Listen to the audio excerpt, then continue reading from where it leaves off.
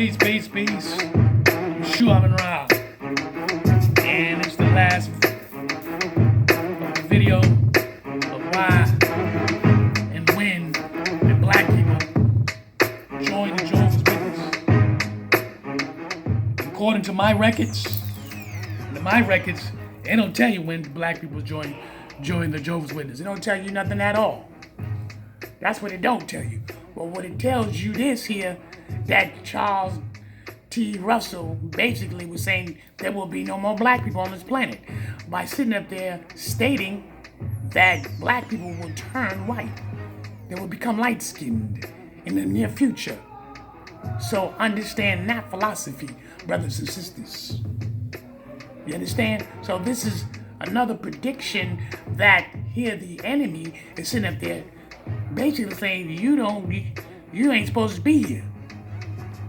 And the whole time throughout the timetables that I've been showing you, if you've seen the other video, where they was prophesying when Jesus is supposed to come, right? That's one. Prophesying when the end of the world is supposed to come. And the whole time, what are you talking about? Fear. Fear. The whole time you watching these videos, I've been showing you, it's all about fear tactics. Because they started using fear to get people to come in. Because I started noticing a lot of people was leaving the Jehovah's Witnesses. And then they started using fear. They sit back and start watching the behavior of men. The obnoxious, dealing with the politicalness. Trust me. They're sitting back and they watch and go, look what we got. They sit back in these board meetings and they begin to have establishments and they begin to start talking and using fear. Okay, now it's too late for a lot of people because a lot of people, they so deep into their doctrine, you can't tell them nothing. Literally, they will defend this religion with their life. But then again, who knows? But when you start telling them about Africa, mention it. Talk about Africa, talk about Ethiopia, talk about Australia, all these places where dark melanin people are at. They don't want to hear it. It's our own people, not people by blood per se, but these are people that we see every day. And you start talking about Africa, Ethiopia, you start talking about Australia, you start talking about all these people where you will find melanin people. They don't want to talk about that. But here again, you want to sit up here and you want to talk about the Baptist church, which it don't belong. Listen here, I got all of you. All this information is right here. The Baptist church don't belong to you. It don't. It don't. The Baptist church was created, the religion, the Baptist religion was created in 1608. The father, John Smith, S-M-Y-T-H, created the Baptist religion church. Now these names, but I'm telling you, they all was around each other. All of them. Charles Parham created Pentecostal religion in 1901. These men that I'm pronouncing, they're always around each other. They're always around each other. It just happens that from time to time, they was not believing in each other's philosophies. Only at a certain time, they go, well, listen, I don't agree with you. Because I don't agree with you, so I'm going to branch off. That's all it is. So now, you are under the flag of the Baptist church. You think because it's all black, that don't mean nothing. That don't belong to you. You only took that because it was taught to your ancestor. Huh? Let's go to the third one. Joseph Smith created the Mormon religion in 1830. Now the Mormons, they're quiet. They don't make noise, but the Mormons also study African spirituality. They study Kemet. Okay? I'm going to jump right into that. I'm going to show you that. Where the Mormons study Kemet. Now, the only difference is they're not being loud with their religion. They're not being loud with their religion. They keep it on a low profile. You understand? Now, your next one, well, the moment was 1830. All this is in the 1800s, except the Baptist Church was in 1608. The rest, and then you got Charles Perham, his was in 1901, and then the rest of them is in the 1800s. Because these last three that I'm about to talk about, they definitely was around each other all the time until they split up. Now, the creator of Jehovah's Witness, Charles T. Russell, he used to be around William Miller. They used to be together. And William Miller did have establishment which was called the 7 Days Adventist in 1863. William Miller is a little older. He's a little bit more older than Charles T. Dash. They was all around each other.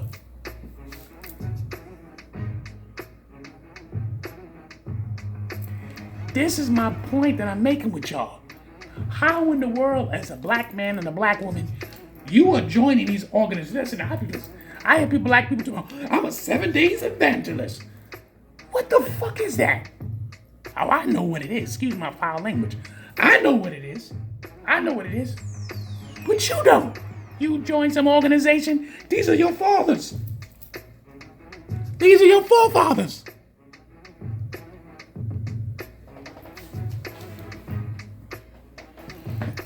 You join organizations that have nothing to do with it, but you don't want to join no Moorish. You don't want to join no Moorish.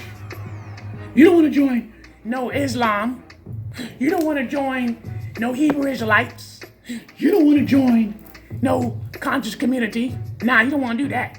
Even in your own studies, if you would study, you would find out that these organizations, these institutions did not want you there. You only there because they needed finances. And when they had developed so black folks can come into their organization, you black folks was not the leader. Not in the beginning. Black folks was not the beginning. You was under their tutelage. You was under their regime. And black folks could not be the head at that time, because you ain't gonna tell me nothing, because I was there. I'm a 60s baby, and you ain't telling me nothing. I was there. And I watched it. And slowly but surely, a lot of the white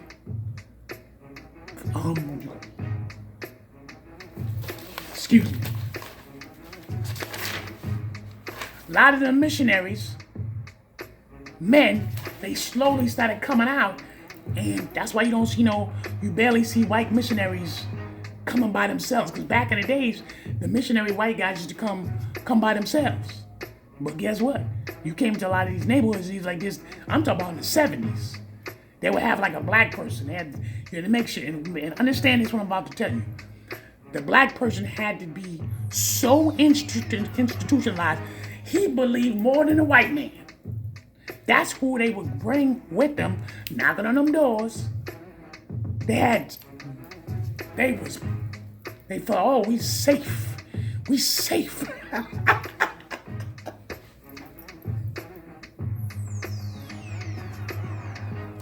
All right, let me show you a little bit more of this clip, y'all. Listen here. Black people, you've been caught. You've been bamboozled. You got caught deep. And my mother was one of them. I was one too. You know what I'm saying? But I knew inside myself, my deity, my spirit was always uncomfortable because my third eye, my chakras was always uncomfortable. I started seeing things when I was a kid, like something's not right up in here.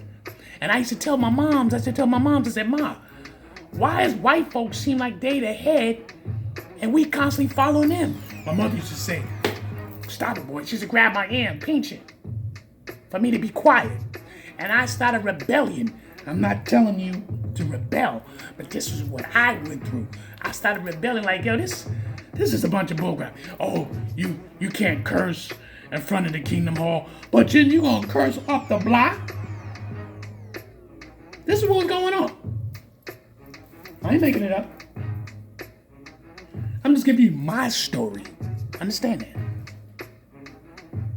And now we live in society. Black people's mind is so wide the fuck open. Oh, you could be whatever you want to be. You could do this. So all those black people who sacrificed their life and died in vain for this bull crap. But you don't want to believe. You don't want to believe in life. You don't want to believe in an unk. I hear some people, oh, was that a cross? You stupid ass. And I don't get mad at you. I don't. I feel sorry for you. I feel sorry for you.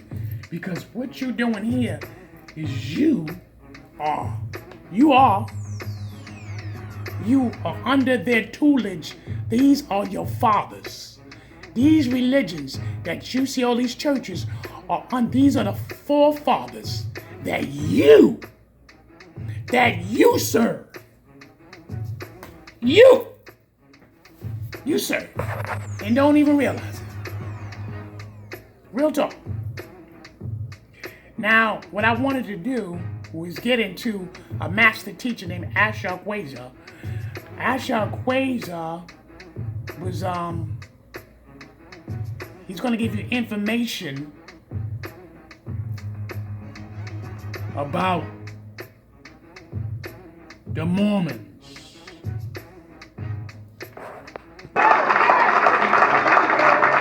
You have to go to your temples for proof and validation and research and see the temples. It says the carving from the temples of Ipidasut, Karnak is called today. Sahun Apet, Orion was Lord of the heavens. So here we see that this is Sahu, this is Neb, and this is Pet. So our ancestors saw Orion was Lord of the heavens. They carved it on the temples, but why did they put it there? That's what we want to look at. They saw, as we go back to the scriptures, we're going to bring the scriptures in the court of law. Where is it in the scriptures? Yes, it's in the scriptures. In Amos, chapter 5, verse 8, it says, seeketh him that maketh the 7 stars of Orion. Uh-oh. 1, 2, 3, 4, 5, 6, 7. Seeketh him that maketh the 7 stars of Orion. Well, our ancestors saw that Asar, our spiritual father, and the Zep-Tepi, for our spirit to go back to him, to rise up our caress, we see 1, 2, 3, 4, 5, 6, 7, and the constellation of Orion long before it was in Amos and the scriptures was even in existence. This is the Zep-Tepi, or the first time of creation. Our ancestors saw through the constellation, through the heavenly body, through astrotheology, through the cosmos, the first divine mother and father for them to live for eternity. A set represented Sahu, called Ceres today, and Asar represented Orion. Our spiritual mother and father that we carved on the temples. Here we see the earliest story of Asar, who had an evil brother named Set. Many versions of the story, who got 72 conspirators to crucify him. Here we see this is long before the Cain and Abel story. You got it carved on the temples. And although you see it carved on the temples on the outside, still on the inside, they're still beautifully painted black. It's through this story of the union of Asar and Asar's resurrection, through the union of Asar and Aset, they have a holy child.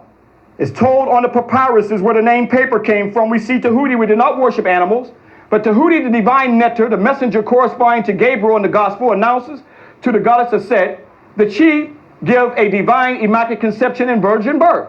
So here you had this spiritual story where Tahuti came, who was a spiritual law, said Aset would have a holy child. This is long before Gabriel, the angel of the Lord, came through the back door and told Mary that she was going to have an immaculate conception. Now, our story was more spiritual because Tahuti gave the call, and Amun came to Asar and said that your wife Aset would have an immaculate conception. Now, I don't know about you, brother, but if your wife came to you and said an angel of the Lord in the back room came and said that she had an immaculate conception, I don't know if you go for it or not. I don't know. But that's belief. On these temples, right here, Dendera, at the temple of Het-Heru, let's go inside these temples, brothers and sisters, and going inside these temples, here we can see an ancient spiritual story where Asar, here we see he's born in a manger. But one of the things that I make sure of is that we get accounts that's not going to be revealed to tour groups who come through here. That's what I tried to do. Reveal the information that normally would be passed by and not even mentioned to many of the Europeans because it would conflict with their European Western world through their own European white supremacy thinks that everything started with them, or think that their whole European Christian concept started with them. This is a Torah book. It's good to pick these little books up. And it's written by the Mormons who write these books. Did you hear that, my brothers and sisters? He has a pamphlet book that's written by the Mormons. It's written by them. And you're going to hear how they study Kemet. These white folks who steal the information out of Kemet.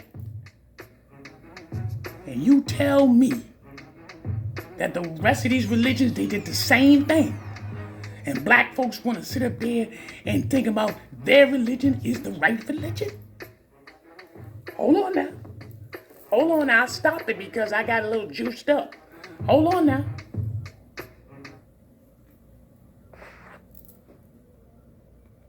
Are heavily into Kemet. Now, this is a chapel.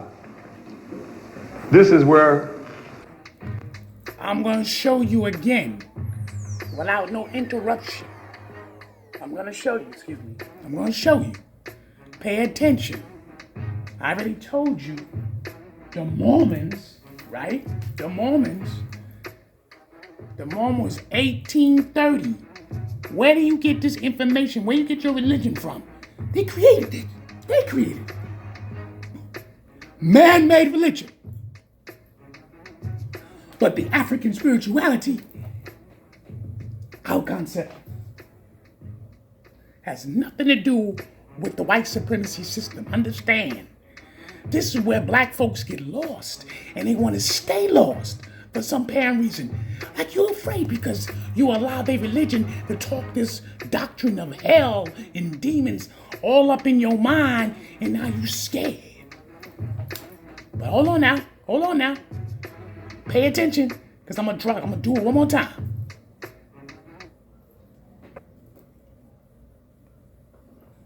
their whole European Christian concept started with them. This is a Torah book. It's good to pick these little books up. And it's written by the Mormons. The Mormons who write these books. The Mormons. Okay? But the Mormons are heavily into Kemet. Now, this is a chapel. This chapel is where Haru was born, in a manger, at December the 25th. Okay? Now, here's the book. Let me read it. You have the book? That's page 18. Here's the chapel right where you are. Is that the same chapel? Yeah. Okay, you see where I have yellow there, right? Right. Okay, so let me read it. This court and chapel, from a special unit within the great temple, they were used for the celebration of the Day of the Child in his cradle, a festival commemorating the birth of Horus, which, coming as it did at the close of the Egyptian year, offers a curious resemblance to the Christian festival of Christmas. How could it be a curious resemblance when this predates European Christianity? What was the symbol of this temple right here? What zoomorphic form? Cow. The cow. Now, have you often wondered why the cow is always in the manger? Yeah. This is Hathor right here with the cow's ears that looked over Haru in his birth at December the 25th. Here you see in a pictorial version of their painting of the European Jesus wrapped up like the mummy that was called the Carissing, that we'll get into in the lecture series, showing you right here, why is it a cow? No one had never asked, why is the cow in the manger? Because the cow was Haru. And where Haru was born in the manger, this was his surrogate mother, the cow. That the cow symbolically plays the surrogate mother over the European pictorial versions of the Bible that we have right here. So again, you can see where it all came from. I know this is hard for some folks, but you have come back to see it. Not one group, by the thousands who come here, is getting this like you're getting it.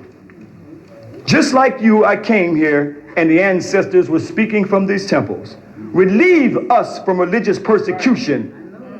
Relieve us from the beast of the Western world. That's right. We are here for a total different reason that other people come back here. This is why we have to walk in the spirit of Ma'at. Leave Isfet behind, evil, and come and see the truth. Now you see the cow head of Ru over the king horse that you see right here. That every king that was born.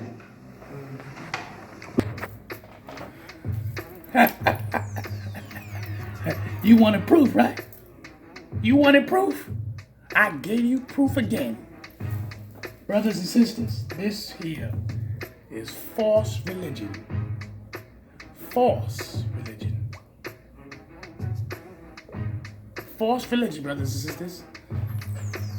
White folks decide to create their own religion and then try to steal. If you watch my other previous posts with Charles Dash, he started stealing from ancient Egypt too. When he made that chart. He made that chart.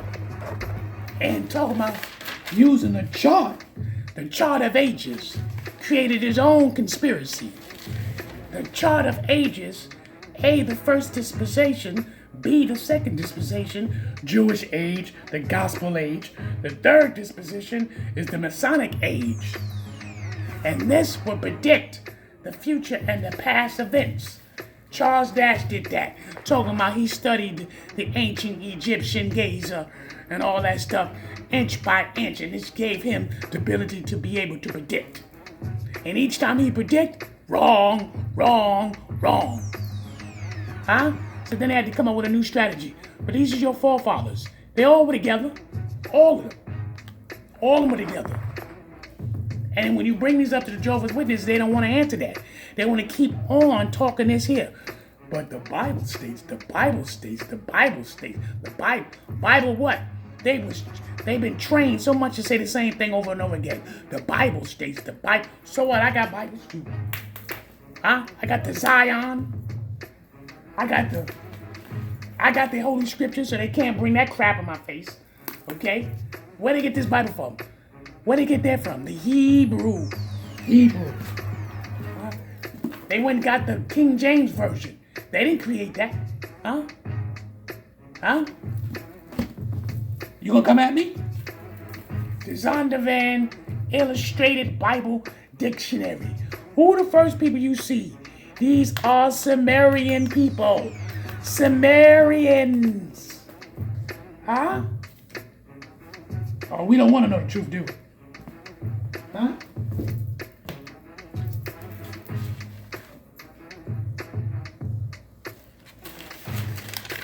That's why it's good to get your information. That's why it's good to write down your information. So anytime you have to go over your work, brothers and sisters, I'm going to tell you, I want to thank you. I want to thank you for allowing me to show you this. But like I said before, Jehovah's Witnesses, the whole time showing you the videos, can never tell you when black people. It never showed you that. When black people started in the Kingdom Hall. But to be honest with you, it's sad. It's sad because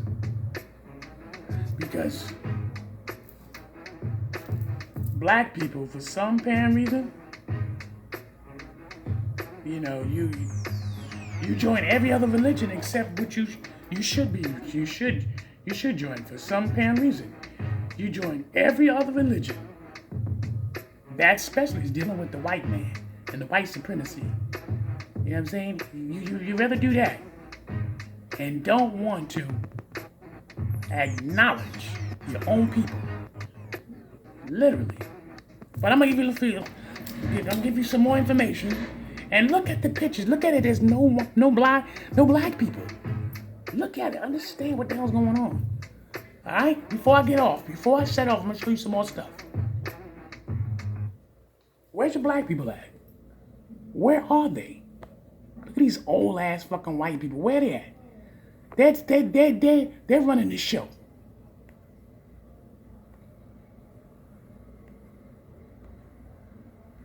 President's nephew and fellow governing body member Raymond V. Franz, a siege mentally took hold on the worldwide organization.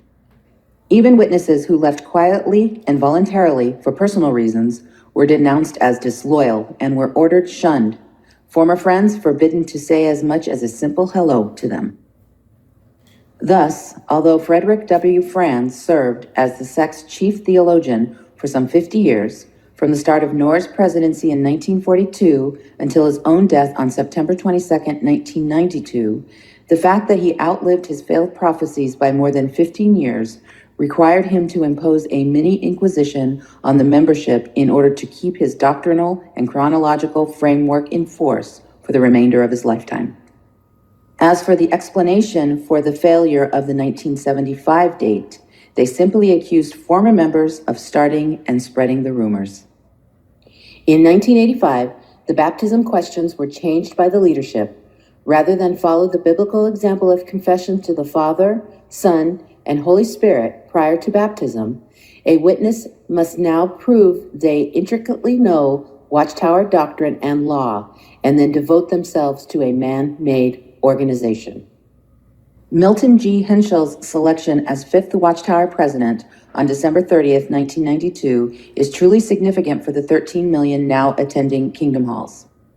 At first glance, the choice of a staunch conservative for the post may seem to guarantee a continuation of the status quo, but a closer look reveals this appointment and the conservative old guard's last stand, an indication that radical changes in the sect's leadership and doctrines were imminent.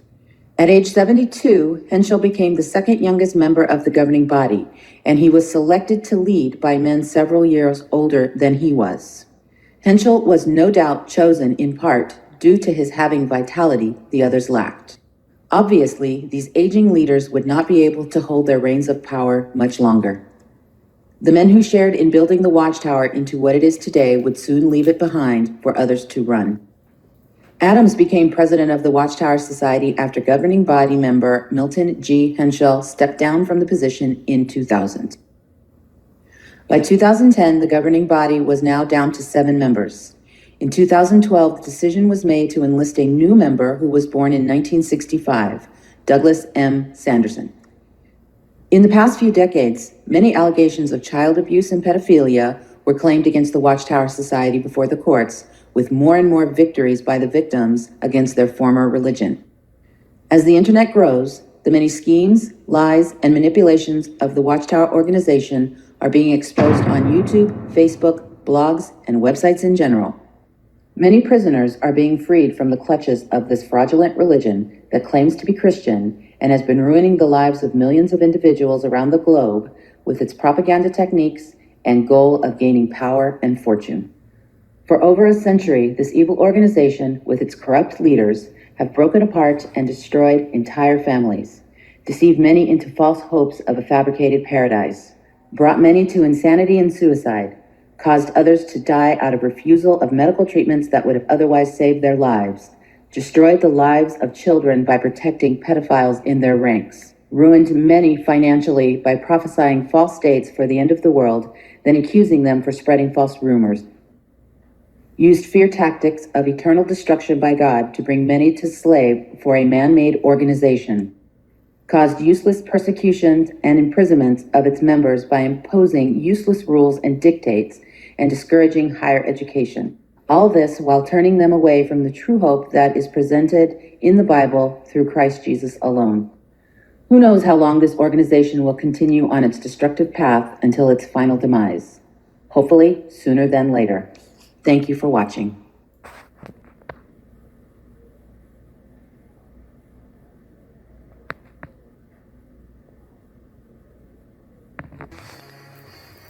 Brothers and sisters, kings and queens, gods and goddesses, I am SHU AMUN RA.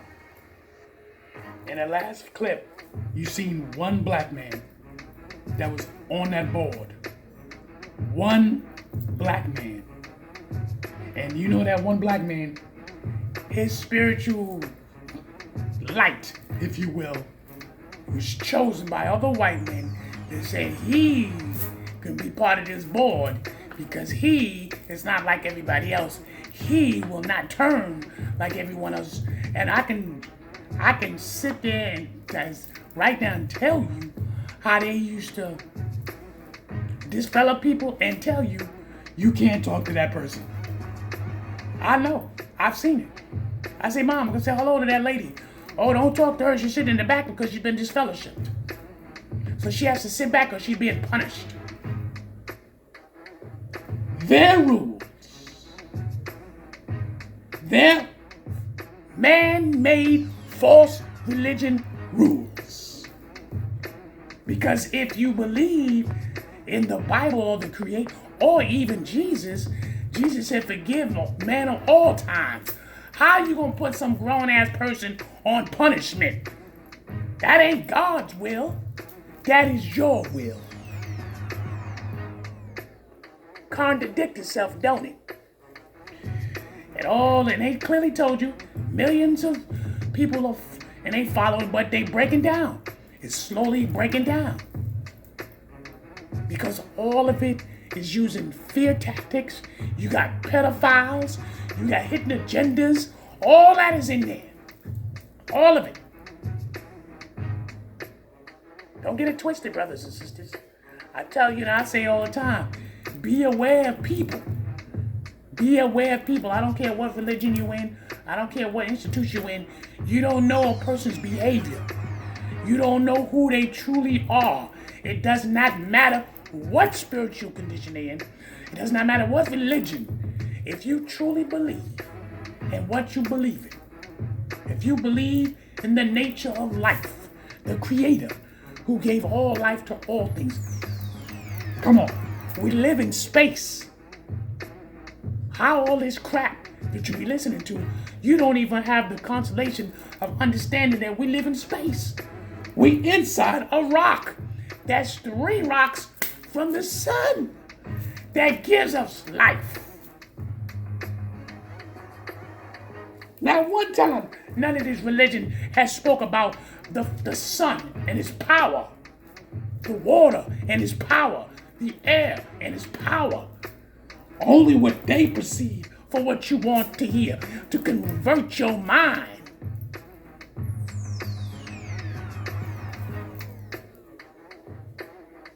Brothers and sisters, I'm SHU AMUN RA. And I want to say thank you. Those who's watching, you know anyone who's in Jehovah's Witness, by helping them to get out of it. I don't believe in, I'll let people be in their own religions and all that stuff. I don't believe in that. Because if that's what you're doing, and you accepting that, then you're no better. You're no better. My mom's a Jehovah's Witness. Every time we talk, because I love my mother so much, I try to inject information for her to believe in the Creator, not the Kingdom Hall. You understand?